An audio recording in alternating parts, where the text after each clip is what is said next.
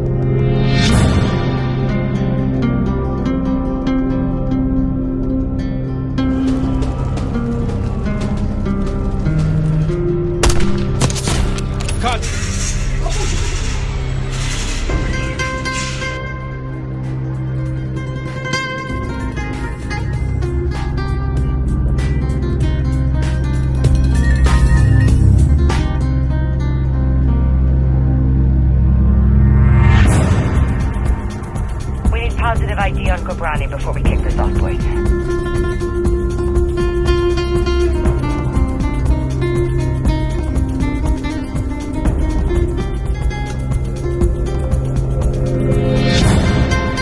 What are most games about? Escapism? Try again. Winning? Conflict. Killing. Conquering. This is where the US Army is recruiting the next generation of soldiers, the gaming world. You look like you play Call of Duty. There you go, free skin. We are going to be looking at a controversial video game that's based on a very controversial war. Take a look at 6 Days in Fallujah.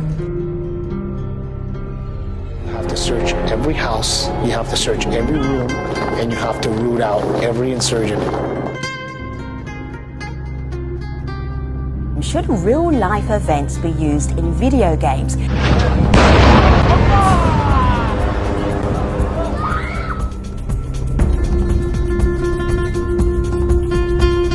I ask your stance on Palestine? I don't think we're killing enough of you. You don't think we're killing enough?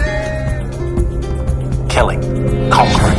We stand with Israel. I love Israel. I love Israel. The bond between our two countries is unbreakable. The eternal friendship relationship is very important. We are you and you are us. The dehumanization of Muslims that confines us to an extremist narrative in mainstream media is nothing new, and consequently people have become immune and desensitized to killing, especially the killing of Muslims. You're gonna get pounded out there. Look out.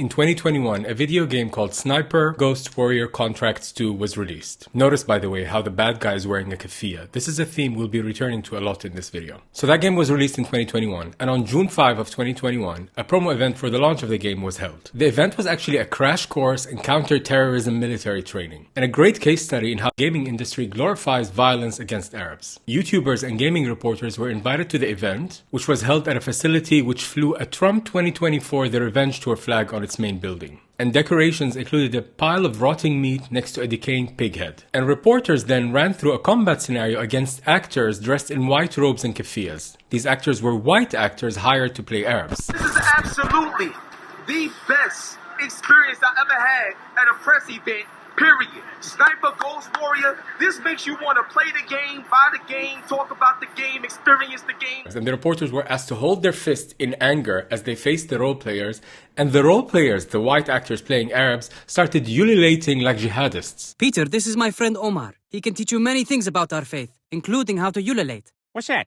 It's this. Oh my God, that's terrifying. Eric Switzer from The Gamer wrote that he felt he had been tricked into thinking it was normal because everyone around me was acting like it was normal. CI Games, which developed that game, later issued an apology on Twitter, claiming it intended to replicate how real US Navy SEALs train and give press a real-life taste of what it would be like to be a Raven, Raven being the game's main character. A real-life taste of what it's like to be an American, not an Arab, of course. The idea is that these games and their developers portray Arabs as faceless fodder, and not just in games, in movies as well, although the game is the focus of this video. But I recently watched a movie called Warfare, about a unit of American soldiers in Iraq, and of course the enemy was wearing keffiyeh, and there was one scene where the sniper, the American sniper, was waiting and looking through the crosshair, the sniper crosshair, and he was telling his partner like, they're getting their jihad on. First of all, you invaded Iraq for no reason whatsoever. Iraq had nothing to do with 9/11. You've destroyed the whole country. And they're getting their jihad on, they're resisting you. Basically, our cultures and our lands are nothing but playgrounds for destruction. Vehicles for Western heroism in the media. And video games are a big part of the media, as I've discovered while researching this video. I'm not much of a gamer, but researching this video, I've been like for 5 weeks just researching games. I would say the indoctrination is even more effective in video games because it's more immersive than movies. Because in movies, there's a distance, right? You're watching it. But in a video game, you're literally role-playing the part of someone who's killing Arabs. I was struck by how normal it is to kill people that look like me. And always wearing keffiyeh, always. By the way, regardless of where the video game is set, and usually it's set in like fake Arab countries, they're always wearing the keffiyeh. The idea is that it all ties back to Palestine. You'll notice in this video that I focus heavily on the game Call of Duty, because there's no more recognizable name in war games than Call of Duty. What's amazing and scary is how hyper-realistic the view is of the war in Call of Duty, and this dangerous portrayal of good versus evil. Notice how they portray the American soldiers as caring for what happens to the kid. But regardless of the specific games, whether it's Call of Duty or others, they all have the same depiction of the Middle East. They are designed to desensitize the player to the idea of killing Arabs, to the humanity of Arabs, especially Palestinians, because of the keffiyeh features in every game. And then this makes killing Palestinians easy, as we can evidently see today.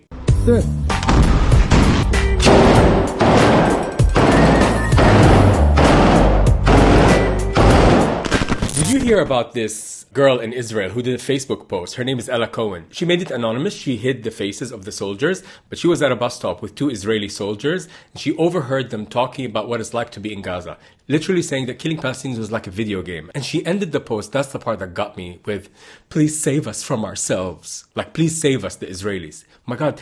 They're so indoctrinated with the idea that they're victims, even when she's highlighting the horrific situation of 2 men boasting. And she said in her post, by the way, they were talking knowing that they're being heard by everyone. So they were proud of what they did. And as horrific as that is, she still feels that the world needs to save Israelis. Save you from what?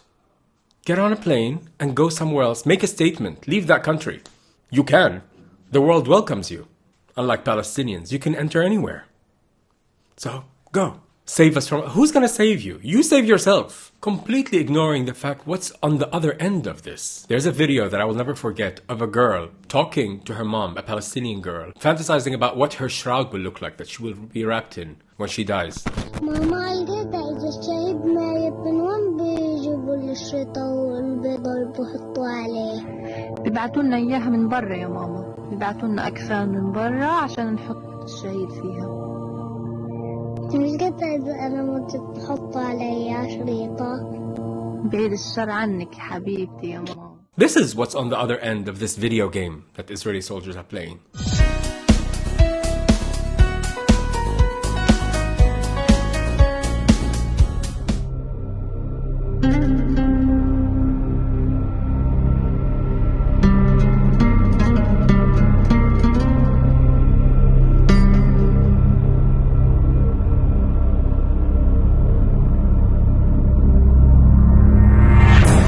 Modern Warfare 2019, the reboot of the popular Call of Duty series, a 10-person multiplayer kill streak rewards you with white phosphorus, an odorless, waxy chemical you can drop on the battlefield to kill dozens in one fell swoop.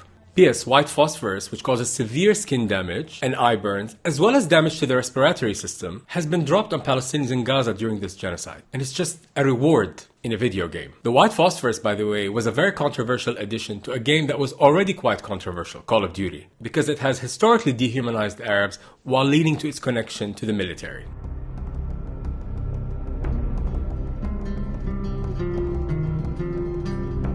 We have Apex Legends being played right here. We got our Fortnite duos that are also playing right here. Fighting game guys playing on the other side. It's all set up for streaming. It's all set up for competitive gameplay. The Army is here at one of the world's top gaming expos to showcase its latest recruitment tool, the U.S. Army esports team. It's an opportunity to engage them in a platform where they're on there constantly, day after day. Someone who has the skills, the discipline, the desire, the communication, those are all things that we're looking for in soldiers. All we're doing is pulling the curtain away and showing you who we are as people. By the way, the US Army's pipeline from gamer to soldier is no secret. But new documents show the military's recent detailed plans to spend millions to recruit Gen Z through gaming-related sponsorships and ad campaigns. A few weeks ago, a long-running video game franchise was quietly laid to rest. And don't worry, I'm not talking about Sonic or Mario or Madden. As far as I know, those are all still safe. I'm talking about America's Army, which was made by America's actual army. Good morning, soldier, and welcome to the M16 qualification range. This game is quite possibly one of the most influential games ever made. By the late 90s, the U.S. Army didn't really have a very good public image. A guy named Casey Wardinsky, who was then a colonel in the Army, wanted to do something to improve that image. You're the man who convinced the Army that you should get into video games. What was that like? Well, it was not as hard as you might imagine. It was 1999. Games are very vivid. They also had the benefit of being a direct communication channel with young adults. And that promise of direct, unmediated communication with young people was enough to get the Pentagon to start funding a video game. So, just before July 4th, 2002, they presented America's Army at a massive video game convention in LA. By the way, this game, America's Army, was for free and it was targeted at 13-year-olds. Using games to build future soldiers is ingenious if you think about it. Because if you view war like a game, that trains you already to be desensitized to actual war. So in gaming world, you know, you can just become desensitized to the violence. Like, even I am like somewhat desensitized to the violence. Like, there are some games when you look at it, like, what's the game? There's one game, Far Cry. I mean, I like playing the game, but it's R-rated and it's very violent. And there's a move where you can walk up behind the person and stab them, but you turn them around to face you and stab them, and it's like, wow, man, like, that is, like, too much for me. But I think most people become so desensitized that they lose the capacity to gauge that, and they go, oh, yeah, that's just a thing, right? Like, that's just a thing that happens in the game. And I do think that the strategy of America and Israel since October 7 was to not have one day without any violence. I think the strategy was to purposely smash people with so much violence that they became so desensitized that they just accepted it. That was Sasha, a child psychologist from Australia, who actually inspired me to make this video. I do love the parallel he drew to the desensitization in real life, because if you notice now, bombing hospitals, for example in Gaza, is no longer a thing. Like, try telling your friends they bombed another hospital, be like, oh, that's too bad, and they will sip their coffee. It's no longer shocking. We are numb to it. Which is why, by the way, if you think about it, when there was that ceasefire for a few weeks, when they restarted the genocide, it was extra painful because we regained our sensitivity. And now we're numb again. By the way, Sasha, the one I interviewed, is my favorite kind of psychologist because he connects therapy to propaganda. Sasha actually initially wrote me about Minecraft. Because I work with kids, I hear a lot about Minecraft. Like, you could sort of see Minecraft as the gateway drug, as like the gateway drug into gaming. Like, I do a bit of gaming myself, so I know a bit about games and how they operate and how they addict you and the layers of, you know, reward pathways and stuff. So that's coming up later, and Sasha will pop in throughout the video in small bits, but his interview will be concentrated towards the end when we talk about Minecraft. And after the Minecraft stuff is when we get to the healing part of the video, because you know I always like to end on that. Because we all need to heal, and by healing I mean regaining our sensitivity, because this desensitization is becoming very real. Because you say, like, they're bombing tents again, they're burning people alive again. People are so desensitized to these atrocities that just saying that they're doing it again is not registering. And that's the point, right? We're supposed to be desensitized, then we can normalize it. And then I can be like, oh, I saw 6 burned babies today. And now I have to go to work. But let's go back to what Sasha was talking about, the video games being a gateway towards desensitization. I mean, they're fun to play because playing is fun, of course, but they're also a fun way to familiarize the player, i.e. future soldier, with war and life in the army. And it normalizes things like occupation and invasion. Did you see that shot that went viral on Twitter of an Israeli soldier in Gaza wearing a face covering similar to the Ghost character from Call of Duty? This is the gamification of Israel and US's colonial adventures in our land. The pro-Palestinian, the Fakistinian, the people, they never had a land. The never land. It's a never land call. No one says that, but yes. My favorite thing, by the way, is seeing how Israelis, when you confront them with what's happening in Palestine, act like this is nothing. Always with the LOLs. When you tell them, oh, but children are dying.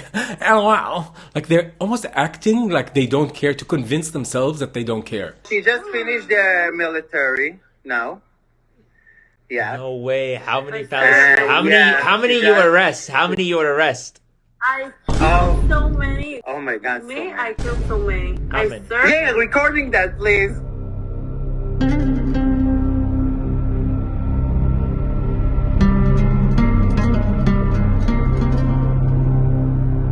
It gets worse, by the way, because there were Telegram pages dedicated to those babies that were burned. Remember how they were telling us over a year and a half ago that there were burned Israeli babies that turned out to be fake? Well, we have pictures of Palestinian babies that are being burned all the time. And there was a Telegram page of Israelis laughing.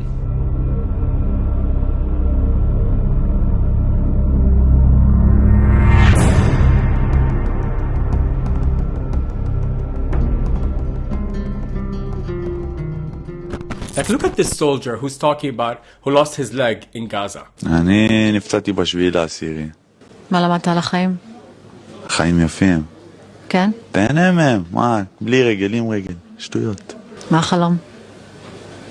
לשים פה חצובה, עם מג, להיכנס לעזה, להרוג את כולם. את כולם להרוג. זה החלום. בהצלחה. תודה רבה. Good luck.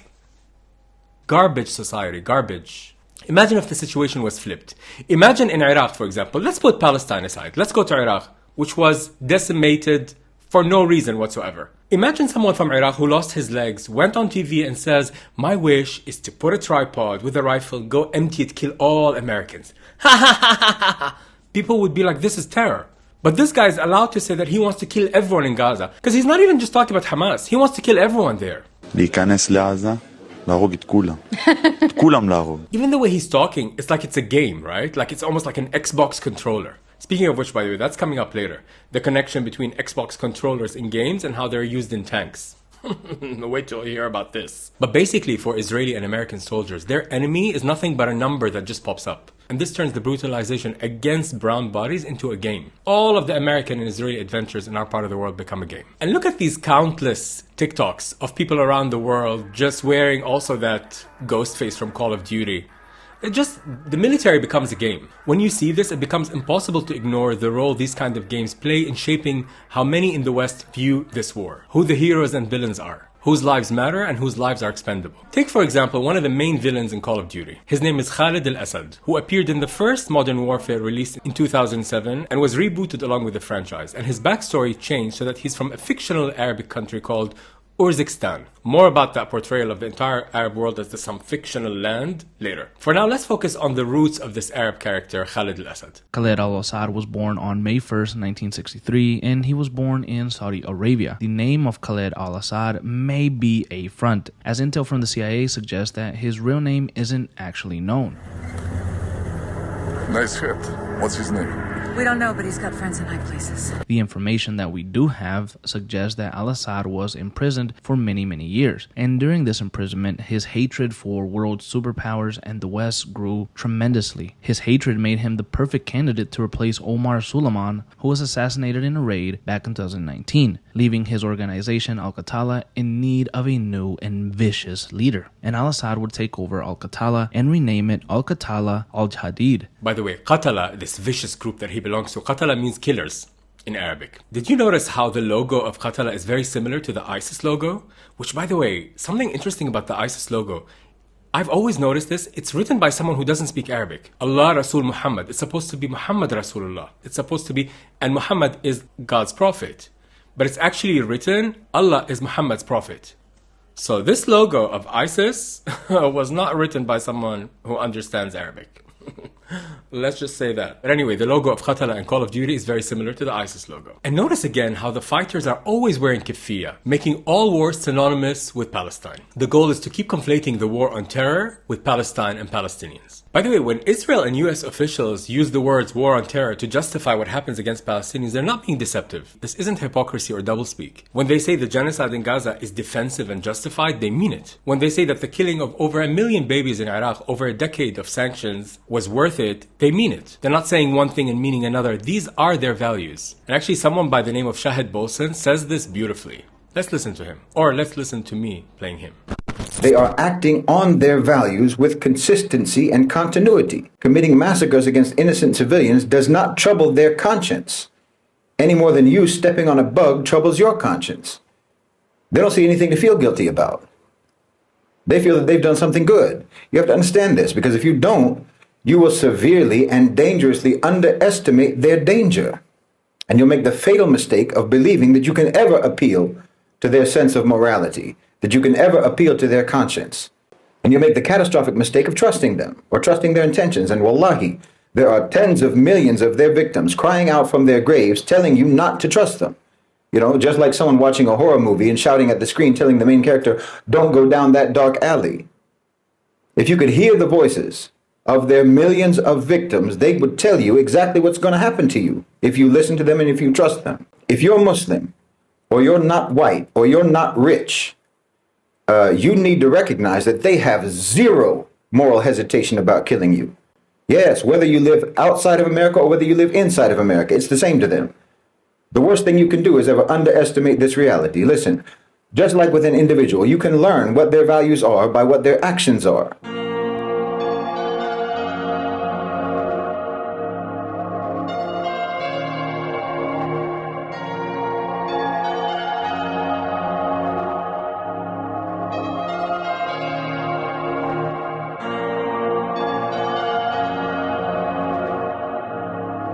By the way, that was me cosplaying, obviously, in this whole devout Muslim getup, right? And this is something I've been experimenting with in theater around Amsterdam. I'm doing small bits where I use drag to explore this identity that people are scared of here in the West. I start the performance with like funny drag with big tits, ha ha ha, but I'm joke. And then I take off the wig and the tits and there's a keffiyeh, and then I slowly take everything off and I start putting on this outfit that you just saw. And the beautiful thing about that is that putting on this beard requires some time for putting on glue. So as I'm talking about embracing my identity as an Arab man and how that requires me to deal with like inner shame I have about it, about the looks that I would get.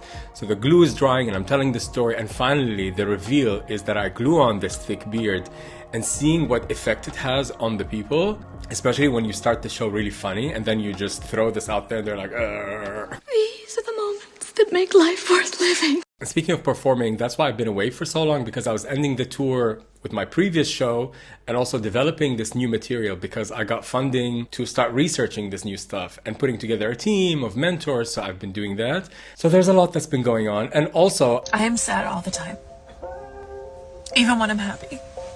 It's just like everything you do now, you're also sad.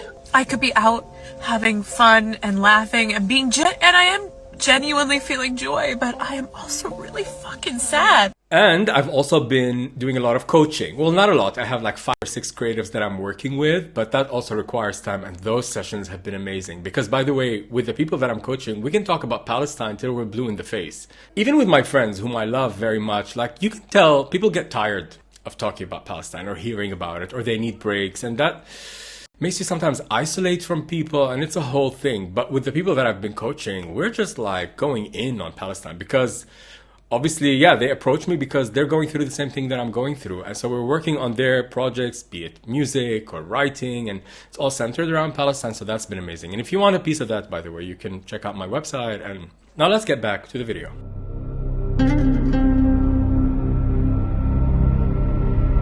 I mentioned earlier that character Khalid al-Assad, one of the main villains in modern warfare. He's a Saudi Arabian native who becomes the leader of a revolutionary group known as OP4. It's never clear where OP4 is based, or if the organization has official ties to any specific country in the real world. And this vaguely Arab location in video games is akin to Hollywood's yellow filter. Like, look at the opening shot of Netflix Extraction, which opens on a smoggy, jaundiced city. The film's beautiful and white star, of course, Chris Hemsworth, darts across the land, weapon in hand. By now, enough has been observed to understand that Mr. Hemsworth is somewhere in a developing country, and the particularity of that place is not essential. A more relevant, Palestine-centered example of the use of yellow filter is the Netflix series Fawda, an Israeli television series following an IDF commander. Again, the West Bank and Palestine, it's given this yellow, musty filter that has nothing to do with reality.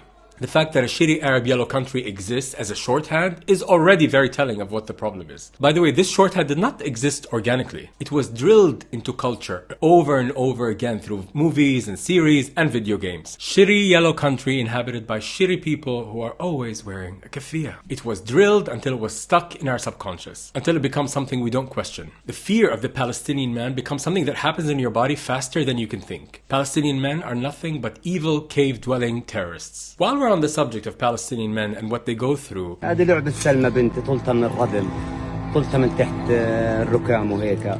هذه لعبة لولو بنتي كانت دائما حملاها معلقن قدامي بقولها بونسني شوية عنهم. أنا هدول حطيتهم كمان عشان الزنان هذا اللي بتصور والطيران اللي بيقصف علينا يعرف إن إحنا أطفالنا هيهم.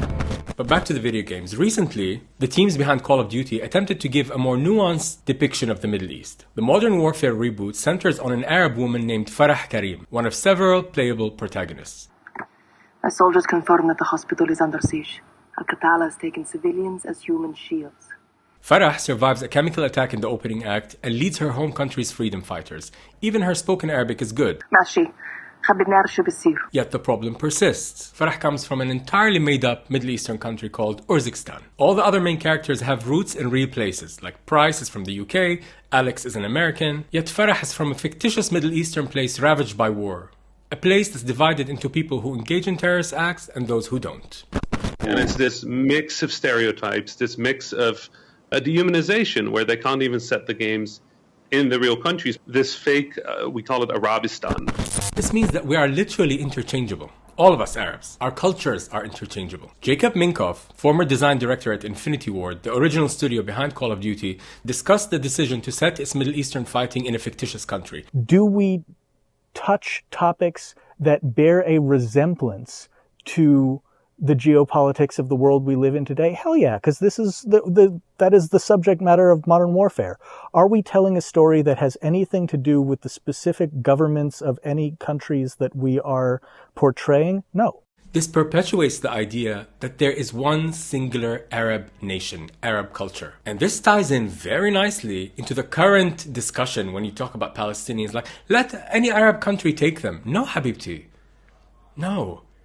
They're so casual about it. If you notice, all people who support Israel, they always make sure to replace the word Palestinian with Arab. Arabia is not a country.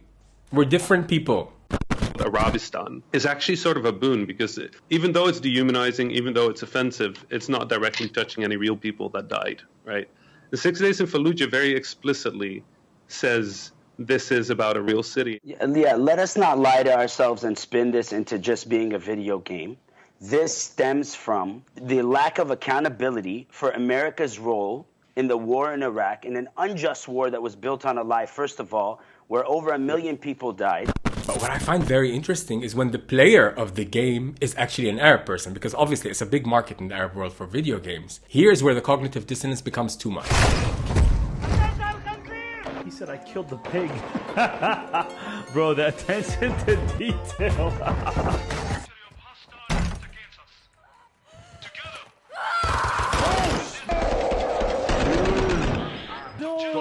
Because you're playing and killing people for fun, but those people look like you. And these games are full of coded messages. Not even coded, they're quite obvious that who the terrorists are. If that's the framework you're given, that your country can only look shitty, and your people can only be poor, and they're only ever screaming, or fighting or dying, then that's how you see yourself. Then you no longer want to be that. That pushes you into whiteness. Because whiteness, by the way, it's a state of mind, it's not just the color of the skin. As evidenced by how many brown people support Zionism.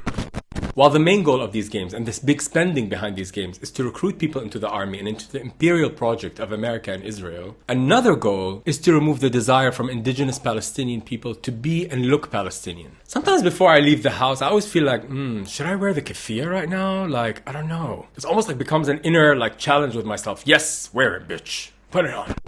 The process of identification almost with the perpetrator, with your perpetrator, your colonizer. And you're right, part of that is I think part of the way they do it is by triggering that not good enough stuff, or not worthy enough, or not good enough. And that's why the white empire is not totally made up of white people. By the way, not only are these games used to recruit people into the imperial project, they're also used to rewrite history. The wolf is with the butcher. Terrorist cells in the city will hide them. There is only one road, Tariq al-Maut, the highway of death. The Russians bombed it during the invasion.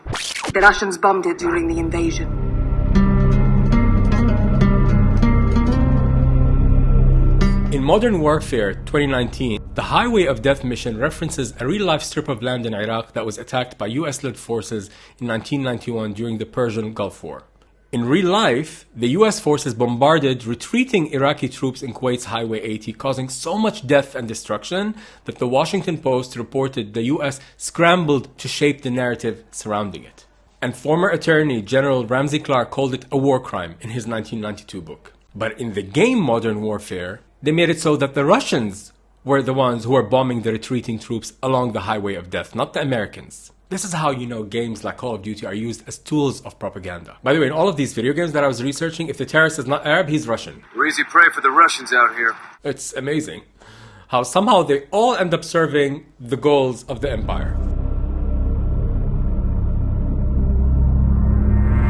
6 Days in Fallujah is a first-person shooter game published by Victura. It takes place during the real-life Second Battle of Fallujah, a 6-week-long American-led offensive in Iraq in 2003. It's the same old game. It's about American heroes going to an Arab country and bringing freedom and liberty, and then talking about how sad it made their soldiers. This game has been mired in controversy since its first announcement in 2009. This is specifically being told from a very explicitly U.S. militaristic perspective. And that criticism stems from the fact that when this game was first announced back in 2009, it was being developed by a studio called Atomic Games. And Atomic Games is being run by someone who... The concept behind this game came from people who were making simulators for the U.S. military training simulators. This game is told from the perspective of the occupier. It's told from the perspective of the oppressor. Right. It's not, when you're going to see Iraqis in this game, I can almost guarantee you the Iraqis in this game are going to be translators that run around like pets to the American soldiers and tell them where the people are hidden in order for them to get them. There's no empowerment of Iraqis in this game or a positive representation of Iraqis. It's not in the trailer. It's not going to be in the game. By the way, this interview that I just played from Al Jazeera was done in 2019 when they decided to re-release the game. The first time the game was cancelled, you have to imagine, this game wasn't necessarily cancelled by Arabs who had a voice. We didn't have a voice back then. We don't have a voice back now. The reality is that the game was cancelled because the veterans opposed to it. People that fought the war opposed it, not the people that were victims. They never get asked. But then later it was revived by Hirewire Games as developer and Victura as publisher, the current publisher of the game. Still, there was a lot of controversy. And Victura founder and CEO Peter Tamte had some very tone-deaf responses to the critics. The one that stood out for me is when he was presented with the idea, why not focus the game on Iraqis? He said, very few people are curious what it's like to be an Iraqi civilian. No one's going to play that game. But people are curious about what it's like to be in combat. The Iraq War happened, when Operation Iraqi Freedom, the bombing of Baghdad, I was sitting in the lunch hall, at San Diego State, which San Diego has, the largest concentration of military bases in the entire country. So I was just surrounded by, armored, servicemen, and they were just cheering as if it was a video game. And something inside me just was, my stomach was just sick. I remember calling my mom. I was like, did Saddam do something else? Like what the hell happened? We just switched from 9/11 to Iraq, and it just made no sense to me. And Abby here was talking about that time post 9/11, how she was radicalized, because indeed it all started with 9/11, because that manufactured consent for what happened in Iraq, which is actually the basis of that game, 6 Days in Fallujah. By the way, the game was finally released last November, exactly 20 years after the Battle of Fallujah. And Victura now, the publisher, now bills the game as the world's first documentary video game.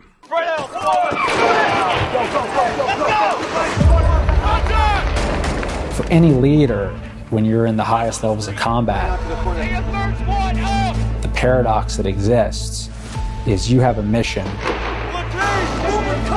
The mission comes before the Marines. The Marines are the thing that you love. You have to sacrifice, you have to destroy what you love.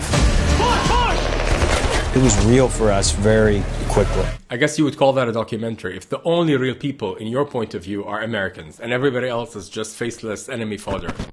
6 Days in Fallujah is indeed hyper-realistic visually, and it's also an incredibly intense tactical first-person shooter game where you, regardless of where you are from, are immersed in the experience of an American soldier. The message over and over again is that Arab blood is the cheapest blood on earth. You can spill as much of it as you want, no context is required, because they're bad guys. We're bad guys. And even if the developers of these games aren't there sitting in a conference room like, how can we make the Arabs look bad? I'm sure they're not saying that literally. They do have a shorthand for all these wars that America was involved in. And to keep representing that from the point of view of America is indeed the problem. That's what propaganda is. The other interesting story I have for that, there was a game I played, this was many years ago, and it's in the name, right? It's called Conflict Desert Storm, right? So I start playing this game, and you're operating this 4-unit team of soldiers or whatever, and you're in Iraq. And I had to stop playing it because, like, they didn't do well enough in tricking me, right? Like, because the guys were running at you in turbans, yelling like, Allah, Allah Akbar, and all this sort of stuff. I prefer playing games that are more realistic. Like, so when I play games, I play them to, like, immerse in the world and be the character. And as a player of these games, if you're not from the Middle East or don't know anyone from the Middle East, then you assume that the portrayal of the Arabs in the video game is hyper-realistic because everything else is hyper-realistic. These games are so visually stunning that you think, okay, so the portrayal of the bad guy must also be realistic. Speaking of the designing of these games and the characters in them,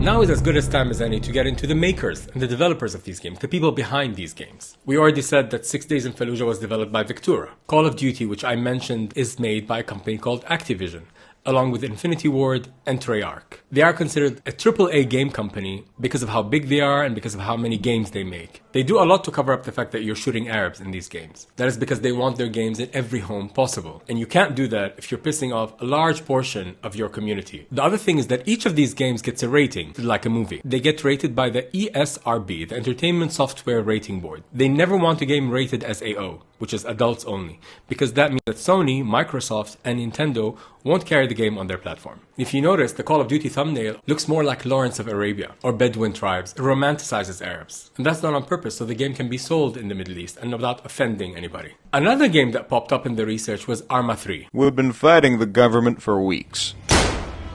Hit and runs, assassinations, intimidation. We'd done anything we could to undermine the regime. Our efforts had paid off and led to more recruits joining our resistance movement. This one is primarily sold on Steam. Steam is for PC or computer games only. Steam will pretty much sell any game to anyone. By the way, Steam is where that game, 6 Days in Fallujah, was launched. Think of Steam as a giant catalog of games which are rated, but you can still buy the adults only. Sorry, I live in Red Light District and the guys are drunk and walking around looking at the girls. So charming. I just closed the window, so let's carry on. So Arma 3 is made by Bohemian Interactive, right? They've been around for a long time and they pride themselves on realism and accuracy. Jesus Christ!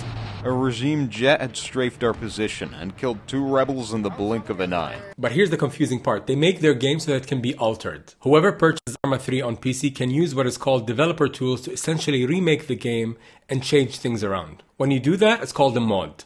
So you're new to Arma 3 or you're thinking about buying it because you've heard it's got a kick-ass modding scene. But what mod should you download? A quick gander at the Steep Workshop and yeah, Yeah, it might have one or two, and by one or two I mean a fucking assload. So where do you start? What mod should you download for the best experience possible? Once again, the war on terror becomes just a literal game where you can modify, and the more you can play this war on terror so casually, the more it becomes your reality or reflected in your reality. Again, the lines get blurry. So in therapy, I talk about fusion and fusion with a thought, and the problem with thoughts is that you get fused with a thought.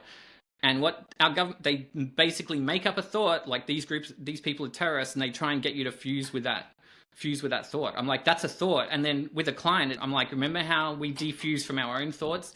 That's also a thought we can defuse from, right? Because the government says that they're terrorists. The actual law says that they're legally allowed to use armed resistance. We are Al-Qatala. We are the killers. We wage war without sympathy. And this whole portrayal of the Arabic villains here in the game saying, no sympathy, we kill with no sympathy, with that voice. Like, that's literally all people who support Israel. Especially these days, you have these people who look liberal and nice who are saying, yeah, I'm sorry, it's disgusting that kids are dying, but this is a just war. We gotta do it. I'm gonna say it. Just because you see images of dead children, as disgusting and frustrating and upsetting as it is, does not automatically make a war unjust. By the way, that dumb racist works for Passages Israel, which is an evangelical organization facilitating trips of American Christians to Israel. So for these people, killing our children is just. But when you have Arabic fighters who end up killing people, they're terrorists. Our war is not for our fate. We fight to remove all foreign power.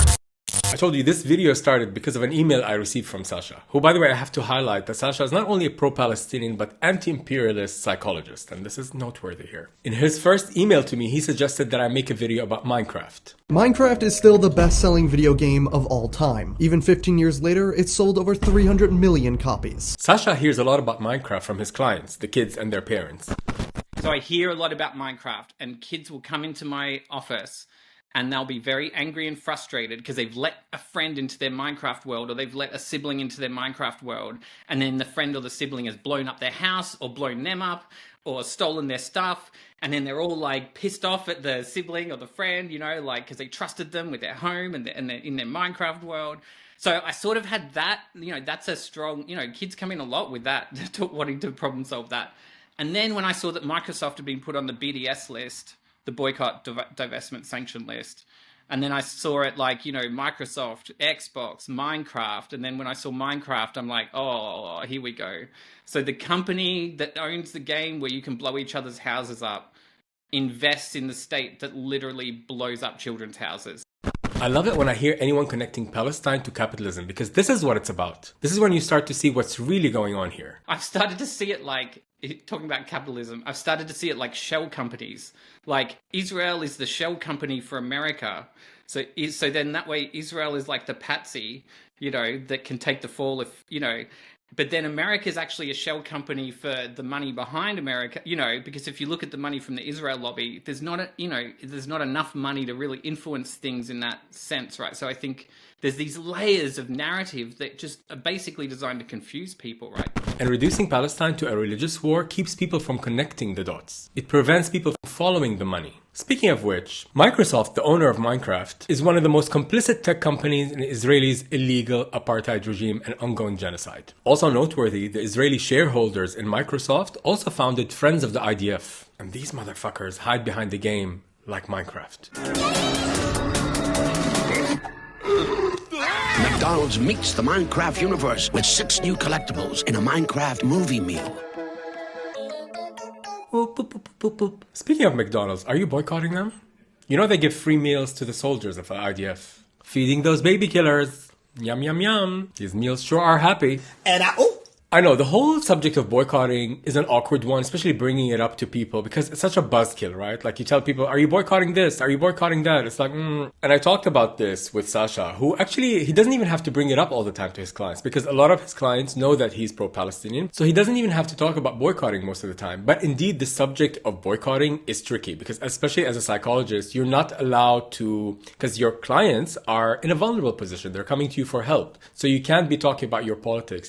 And Sasha discusses this with his wife, who's also a psychologist. Like, how do we bring up our beliefs, especially about something, an ongoing genocide?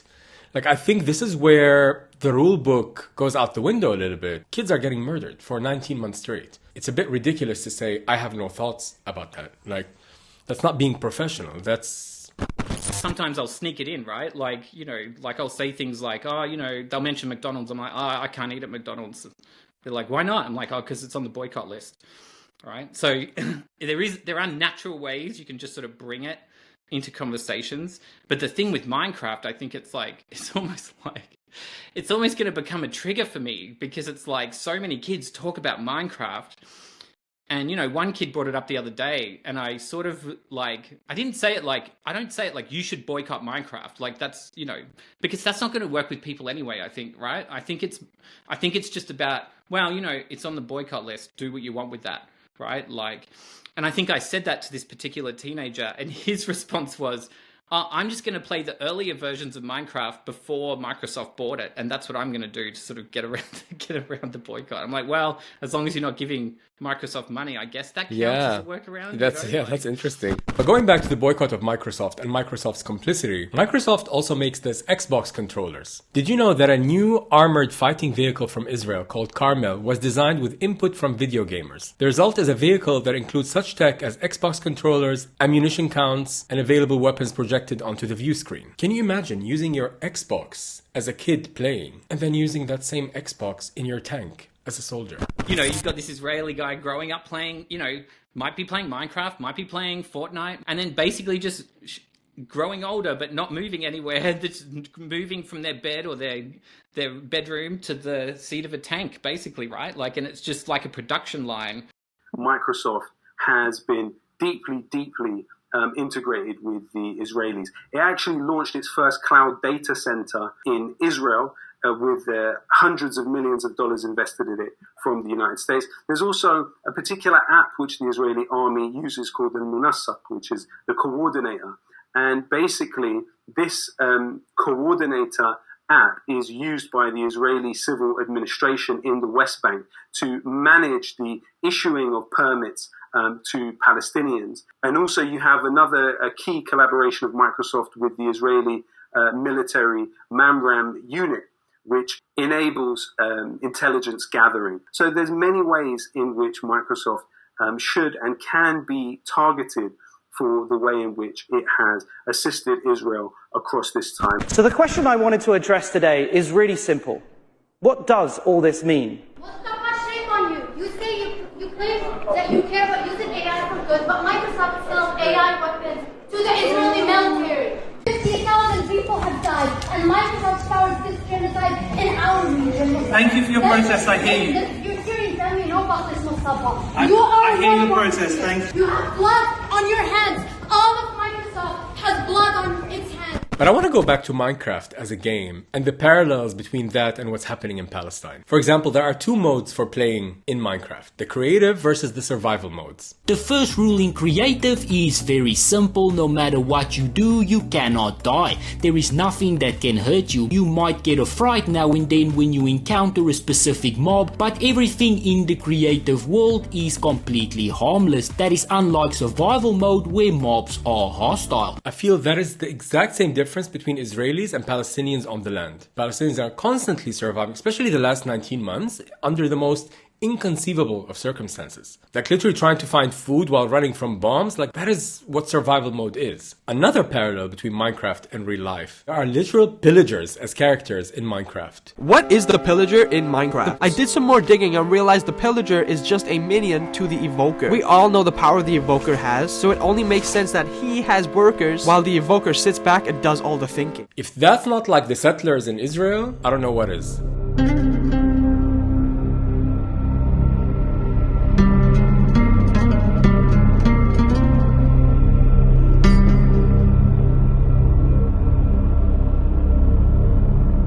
There are also the creepers, which are characters in Minecraft. What is the creeper in Minecraft? The creeper is unlike any other mob. Its only goal in life is to sneak up on only the player and blow it up. Fun fact, the creeper was actually made by a coding mistake. The creeper was supposed to be a pig. Well, what if it still is?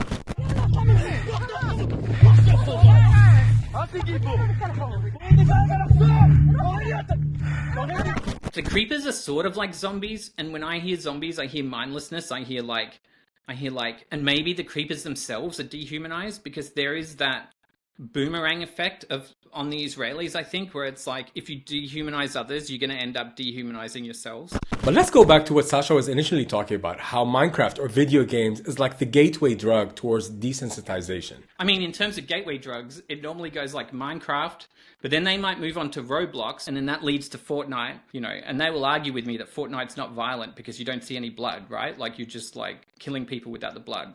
So they're like, so that's okay. Wow, right? that's so interesting, because actually that's what makes the killing of Palestinians easier, because it happens from the sky, because it's not. So actually, I would argue that that's probably more dangerous, right? Because I think if there was blood, if you literally had to, I don't know, fight with swords like in the old days, you would probably like actually feel more the weight of what you're doing.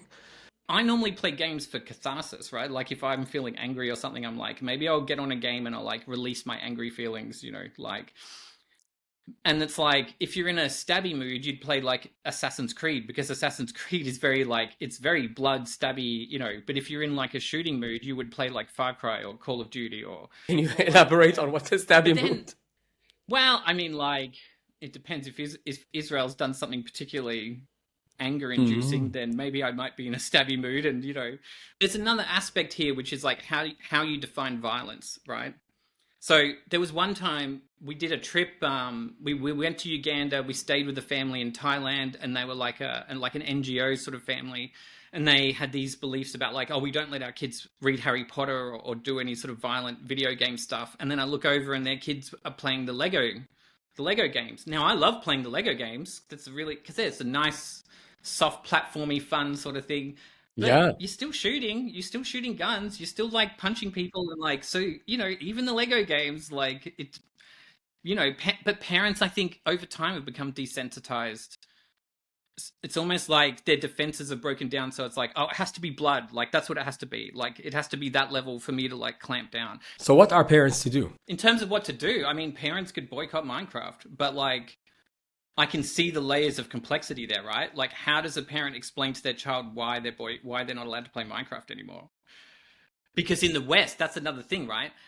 Like, what got me was, there's that video of these kids from Yemen, and they're like, they send that message to the kids of Gaza, and they're like, we will never betray you. And then I thought about the kids in Australia. I'm like, no, most of them do not know what's going on, because parents here are taught to like protect their children from the horrors of the world, right? Like, do you know what I mean? So part of me suspects, like, I don't know, I think it would be good for the kids to know, like, what if the kids knew? I think one of the reasons that parents don't tell their kids is because they don't want to be held accountable by their children.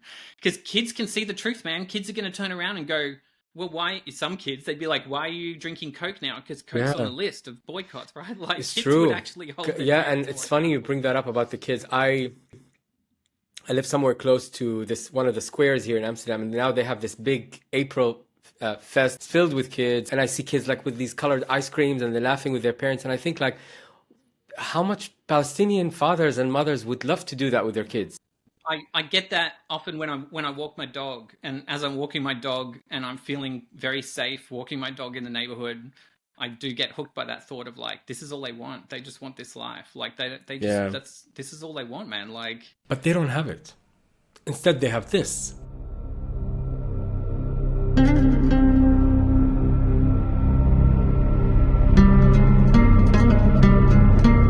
See how quickly the fire enveloped everyone and the rubble buried people? Palestinians in this clip are nothing but brown bodies seen through security camera footage. Again, like the video game. And the woman running around in black dresses. This is how they view us. But this was hospital ground that was bombed. Hospital ground.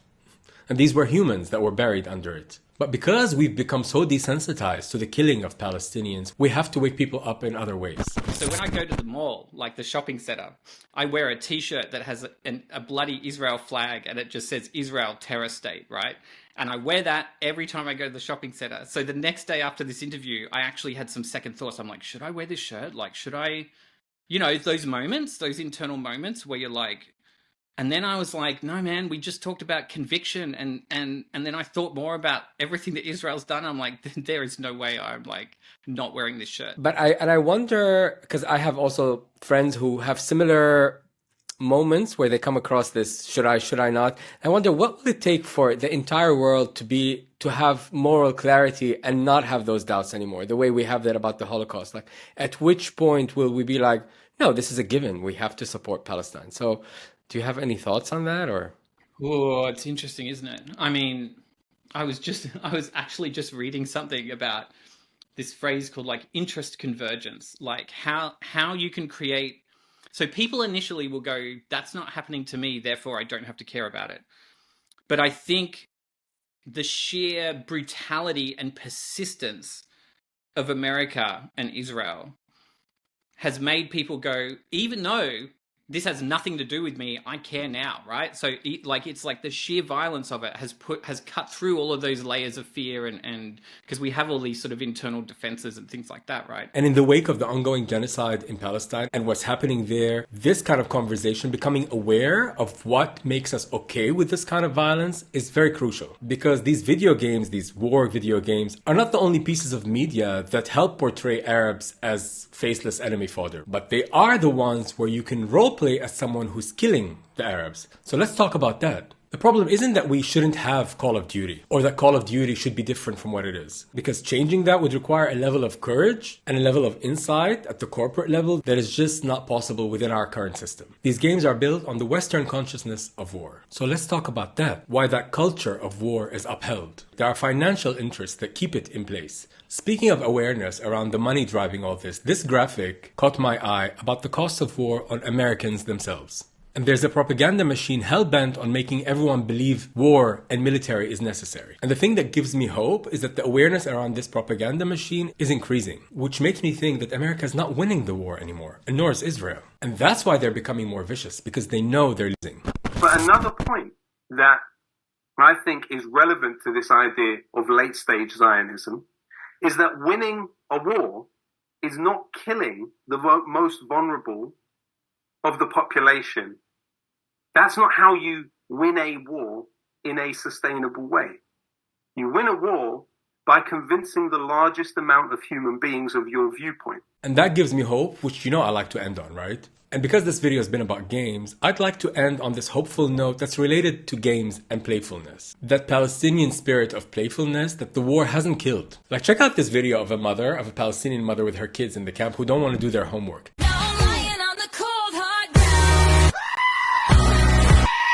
Or check out this guy who's doing the voiceover a la like Turkish soap opera to describe his life under the genocide. That's also playfulness.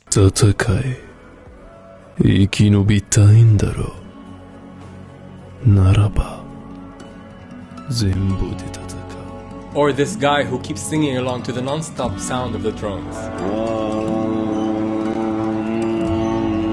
Since yesterday, the drone non-stopping.